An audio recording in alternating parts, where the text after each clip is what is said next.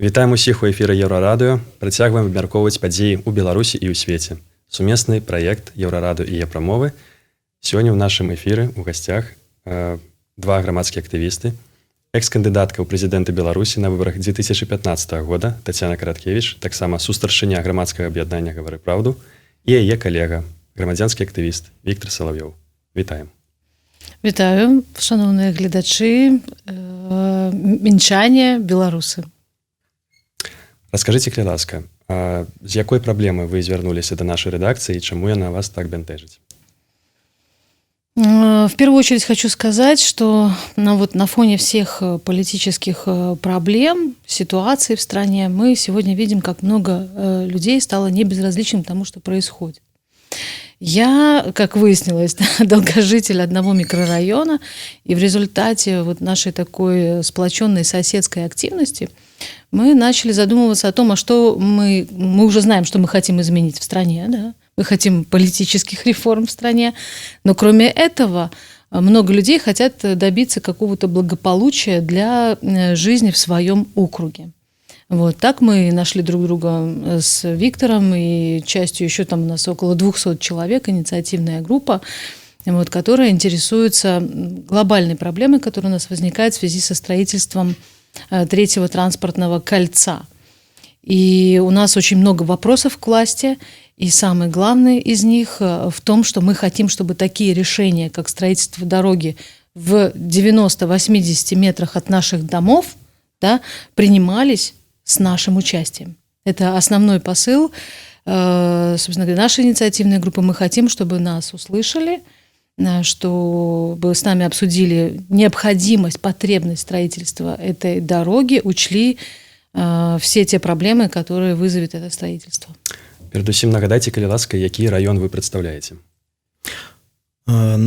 Представляем мы с Татьяной Короткевич район улицы Асаналиева, Щирова. Это, значит, между, наверное, Курасоўшчына, если так проще сказать. Каля агульнага гэта Курасоўшчына, калі я правильно разумею, паміж вуліцамі Кіжаватава і Чыгункай. Да. Или если так, то да. И, значит, наша проблема оказалась в чем? Что мы уже там 30 лет живем и привыкли к тому, что у нас как бы такая экология, она способствует нашей жизни. Хотя, я имею в виду те зеленые насаждения и рекреационная зона реки Лошица, которая позволяет немножко жителям отдохнуть и немножечко, значит, почувствовать себя на природе, так как у нас заводы окружают со всех сторон. Это завод «Керамин», кирпичный завод, завод «Крион», которые выделяют много вредных веществ. И что было даже доказано Министерством здравоохранения, что в нашем районе заболеваемость жителей в 5 раз больше, чем по другим районам города Минска. И в связи с этим, значит, мы как бы заметили, что, вернее, мы раньше знали, что у нас по генплану должно быть транспортное кольцо или не транспортное кольцо, а дорога, которая должна была соединять Кижеватово и Южную магистраль, но она была в соответствии с генпланом 2010 года по северной стороне реки Лошица, то есть со стороны бывшего аэропорта. Но как в последнее время мы узнали, что эта дорога перенесена на южную сторону реки Лошица и проходит мимо наших домов. Но одно, что это мимо наших домов, но если посмотреть на нашу зону, то все, так сказать, вековые насаждения там и вот эта зона реки Лошица, она находится по южному берегу реки, по северному берегу реки. Там практически пустырь. Там была даже свалка. Многие помнят, что там зимой всегда приезжали машины и сбрасывали туда весь мусор, вернее, не мусор, а снег с дорог. Естественно, там сплошной пустырь, ничего хорошего там не было. Но и было бы логично, что если бы дорога там и оставалась по северной стороне реки Лошица, но ее почему-то перенесли на нашу сторону, под наши дома, где необходимо вырезать огромное количество зеленых, да там не насаждений, там вековые деревья, которые уже растут, неизвестно сколько лет, сколько, наверное, и город существует. Кроме этого, там водится много, зверушек, птичек, даже тот же зимородок, который занесен в Красную книгу Республики Беларусь. Вот. И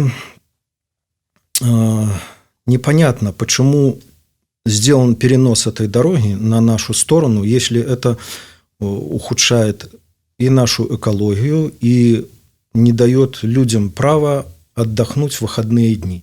Сейчас там находится, кроме зеленой зоны, еще и стадион, на котором занимаются школьники.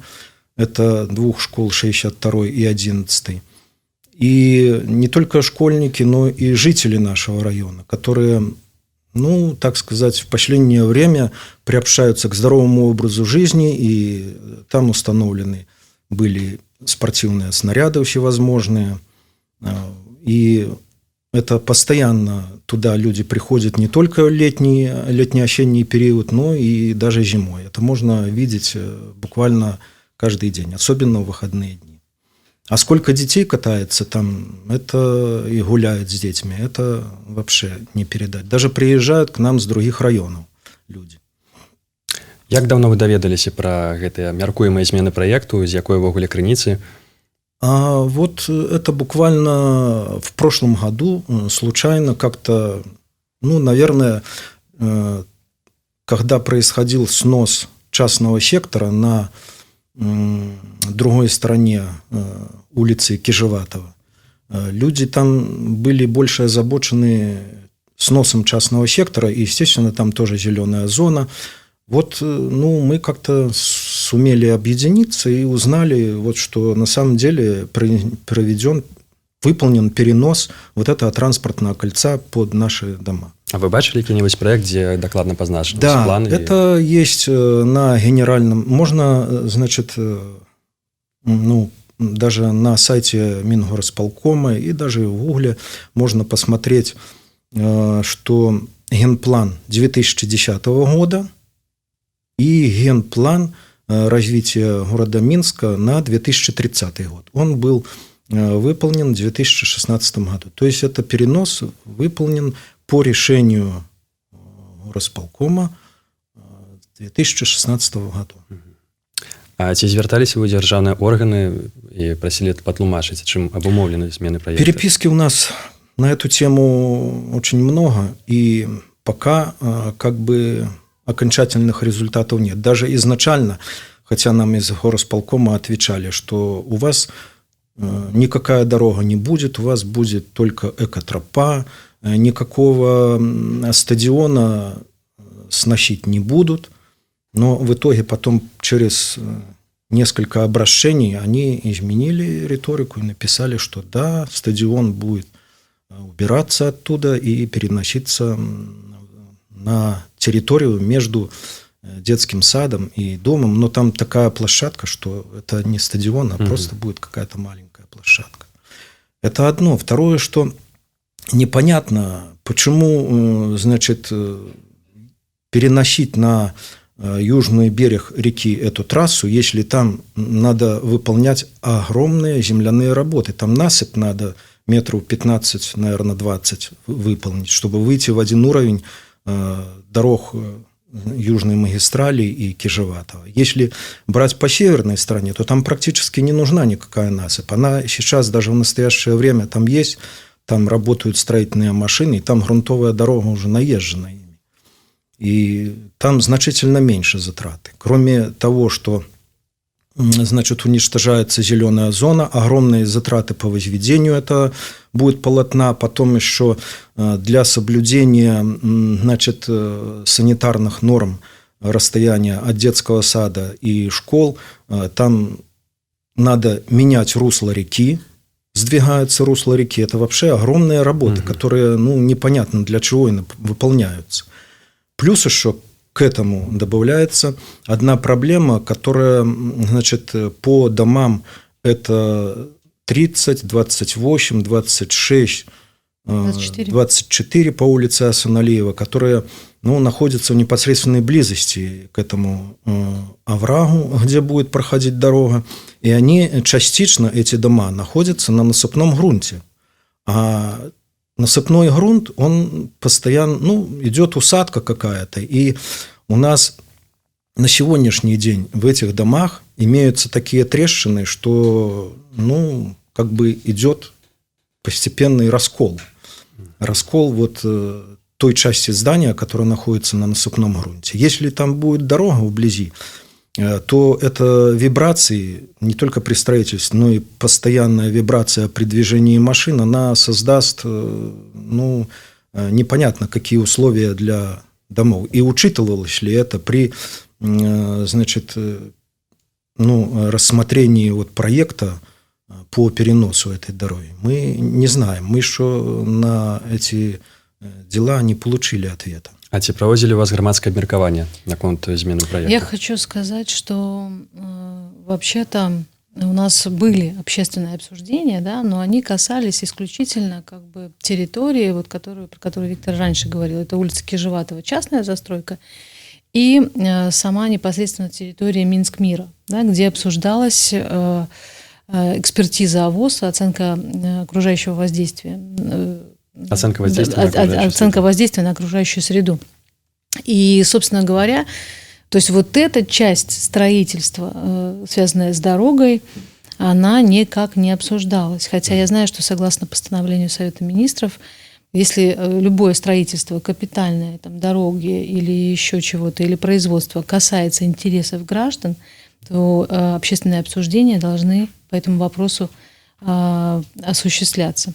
Вообще интересно, потому что я свою такую общественно-политическую деятельность начала-то в 2012 году, да, и у нас там в 2012 году все было заросшее борщевиком, да, и, надо мной еще, скажем, улыбались некоторые активисты, говорят, что это, Короткевич борется с борщевиком. Но на самом деле на эту борьбу понадобилось лет 5, наверное, да, я имею в виду совместную, да, когда люди писали, когда мы писали, проводили акции, субботники, обращались к власти о том, что это нужно решать проблему. И мы, допустим, добились того, что это мы расчистили эту территорию, мы ей пользуемся. Я сама занимаюсь спортом, бегаю, наслаждаюсь, собственно говоря, природой, единственным местом, где у нас можно проводить время. И тут выясняется, что у нас будет такое строительство. Я об этом знала достаточно давно, обращалась, но, обращалась я и в данном МОЛ, кстати, потому что это их проект, они предлагают этот проект, да, строительства. И, скорее всего, перенос дороги, конечно, связан с тем, что пока что в их планах на южной стороне реки, на северной, наверное, там, где насыпь, на северной, построить такую застройку фешенебельную, да, таунхаузы. И, естественно, для них создать зону отдыха для реки. Да? А с нашей стороны, где проживает около 20 тысяч людей, оставить эту дорогу в 4 полосы и разместить ее совершенно единственной зоне отдыха. И действительно, если перечислять те проблемы, которые связаны со строительством этой дороги, это нарушение наших экологических прав, это постановка под угрозу наших домов, и моего в том числе, которые стоят на насыпи. Да? Это возможно даже если, как сказал Виктор, если делать эти работы подготовительные, то это вообще может, в принципе, утопить реку. То есть это может, в принципе, утопить реку. Это, естественно, уничтожение живой природы, это нарушение может вызвать всех нормативов, которые касаются строительства и жизнедеятельности объектов социальных. И, собственно говоря, сейчас, когда мы смотрим на это со стороны, то я вижу, что сегодня Южная магистраль, да, и улица Кижеватова, она будет связана несколькими дорогами, которые будут проходить в Минск-Мире. И вообще-то, потребность в этой дороге она как бы теряет свое значение, потому что будет вот еще несколько улиц, которые их связывают. И все больше и больше появляется смысла и значения в том, чтобы сохранить вообще эту зону, преобразить ее, там, скажем, с двух сторон, потому что и в Минск-Мире будет жить очень много людей, которым нужно будет просто вздохнуть. Да, да. И в этом смысле я обращаюсь и тем, кто собирается жить в Минск-Мире, и тем, кто живет на улицах Хасаналиева, в том, чтобы вы, пожалуйста, смотрите, следите за информацией, потому что и вас тоже могут лишить право отдыхать, наслаждаться природой или даже просто заботиться об этой природе, да, потому что там, да, и прибрать реку или там сходить с детьми или что-то сделать социально полезное вместе и на природе, это тоже очень важно. Што зараз адбываецца на гэтай тэрыторыі? У якім стане праект, ці пачалося ўжо будаўніцтва? Пока что ничего такого не происходит. Вы знаете, единственное, что вот я замечаю, что вот непонятно, например, для меня поведение власти, потому что она все время врет, понимаете? Или мы недополучаем информации, и она все время врет. Допустим, когда я обращалась к тому, чтобы вот этот стадион преобразить, допустим, сделать там дорожки, поставить освещение, потому что люди там занимаются спортом, мне сказали, да, хорошо. В итоге поставили вот эту, значит, площадку для коворкинга. То есть это произошло за бюджетные средства. И потом же как бы мы берем это все, уничтожаем. Да, уничтожаем. Потому что мы такие богатые. Почему нельзя провести такие общественные слушания, которые будут направлены вот именно на общее обсуждение развитие микрорайона, социальных объектов, сферы для отдыха, для занятий спортом, труда, для всего, собственно говоря, для того, чтобы мы не делали лишних затрат. И когда мы говорим про эффективное использование этих ресурсов, это как раз про это, да? Конечно. Вот. Тут мы ее сейчас удалим. Сейчас там садят деревья. На минуточку. Вопрос зараз. Да, вот буквально 2 недели назад осуществляли посадку деревьев. Понимаете? Значит, кроме этого, то есть, как мы выяснили, что в это время, в принципе, как вот консультировавшись с экологами, мы узнали, что деревья сажать можно в это время. Но это должны быть взрослые деревья, которые выдержат мороз. Но я что-то там не увидела взрослых деревьев. Потом эти деревья пойдут под То есть, опять же, если они однозначно пойдут под топор, потому что расстояние, я говорю, в самом широком месте расстояние от реки до дома 190 метров.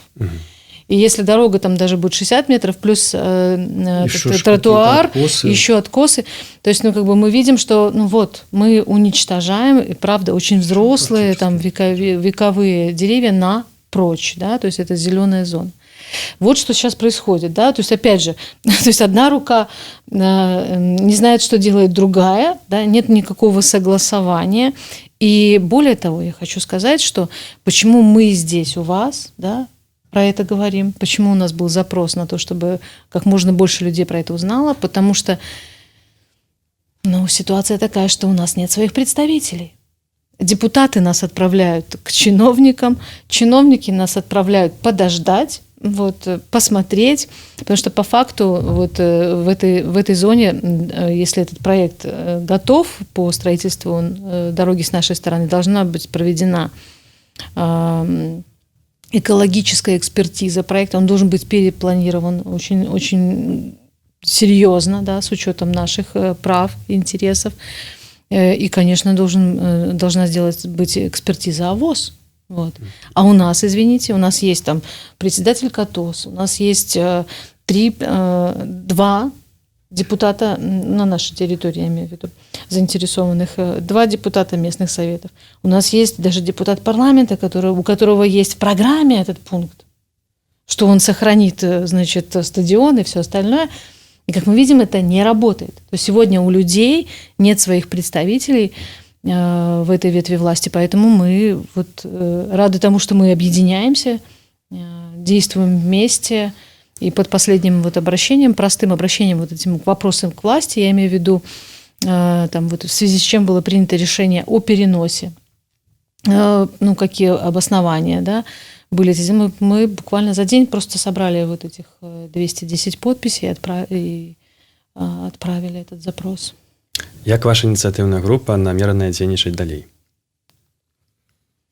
Решительно. Да. Решительно. Вы знаете, это первое, о чем у меня спрашивают сейчас на улице. Если раньше спрашивали, там, Татьяна, ну что там, что там с выборами, что с результатами, а где, значит, где, например, Светлана или что-то еще, то сейчас спрашивают про дорогу, и очень-очень-очень много людей этот вопрос очень тревожит. Потому что если это строительство вдруг реализуется, то наш микрорайон, он полностью будет закольцован в полном отсутствии. Он будет отрезан от зеленой зоны. Если сейчас там с детьми и бабушки, и дедушки, там и все мамы с детьми малыми гуляют, то потом мы никуда не сможем выйти. Да. И плюс еще безопасность. Опять же, безопасность нашего проживания. То есть это вот, смотрите, 4 дома, там условно по 250 квартир. То есть это вот как минимум 2000 там, да, граждан вообще-то будут жить в домах постоянно со страхом. Потому что от этих вибраций, от строительства у нас, может быть, разрушены дома просто. А плюс еще учитывая то, что у нас еще строится метро. А ці бачыце вы ўвогуле якія-небудзь магчымыя перавагі у трэцяга кальца? Вось Мінгарвыканкам заяўляе, што яно дазволіць звязаць суседнія мікрараёны. У вашым выпадку гэта Курасочна з Малінаўкай і Серабранкай. Ну, у нас буквально даже километра нет от нас, есть МКАД. По МКАДу любой район связывается и без проблем.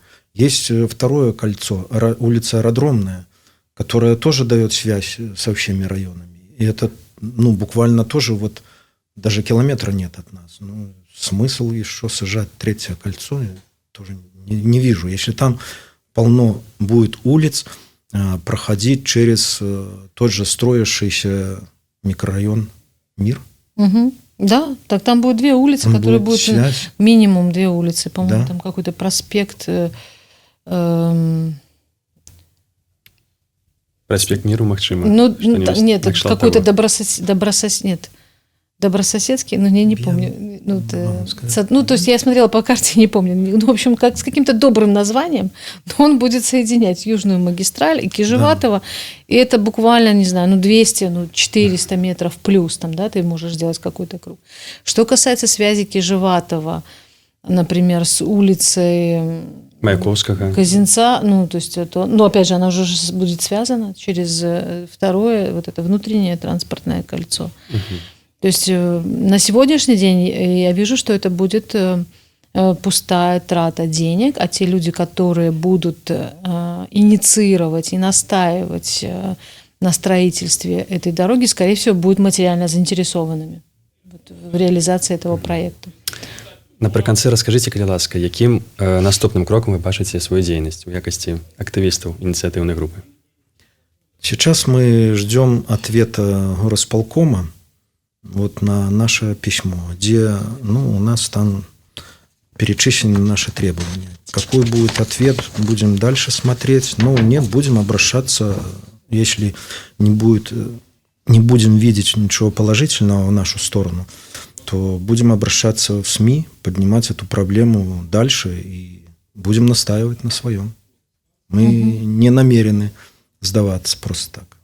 Вам большое спасибо, что обратили на нас внимание. Это раз, потому что это действительно крупный вопрос. Кроме того, как бы там, что нам не отвечали, чиновники Мингорисполкома, мы будем дальше собирать информацию о том, что планируется строиться, это раз. И во-вторых, скорее всего, будем инициировать общественное обсуждение. Так или иначе, нам ждать или не ждать, то мы все равно знаем, что очень много людей в округе заинтересованы в таком широком общественном обсуждении, во-первых, того строительства, которое идет вот с Минскмиром, что будет или не будет, да, потому что мы видим, что этому застройщику сегодня позволяется многое, вот, и вплоть до того, что Мы даже не уверены, что там будет вот вообще-то, ну, даже хоть какой-то намек на рекреационную зону с той стороны, да, потому что, скажем, доллары победят, там, в том плане, что надо побольше построить домов, и, собственно говоря, произойдет такой, ну, как бы обман, еще раз обман, да. Поэтому общественное обсуждение с требованием и экологической экспертизы, и экспертизы АВОС, и с тем, чтобы услышать наше мнение, мы будем об этом говорить и требовать. Добра. Еўрарадыё таксама будзе сачыць за ходам будаўніцтва ў Мінску 3-го транспартнага кальца. Пакуль што мы дзякуем гасцям нашага сённяшняга эфіру. У нас сёння былі сустрашэння грамадскага аб'яднання «Гавары праўду», экс-кандыдатка ў прэзідэнты Беларусі 2015 Тацяна Караткевіч і грамадзянскі актывіст, сябра ініцыятыўнай групы жыхароў Курасоўшчыны Віктор Салаўёў. Шчыры дзякуй нашим гасцям за ўдзел у сённяшнім эфіры. І вам дзякуй. Паважаныя гледачы і слухачы, заставайцеся, калі ласка, на хвалях Еўрарадыё. На сувязі.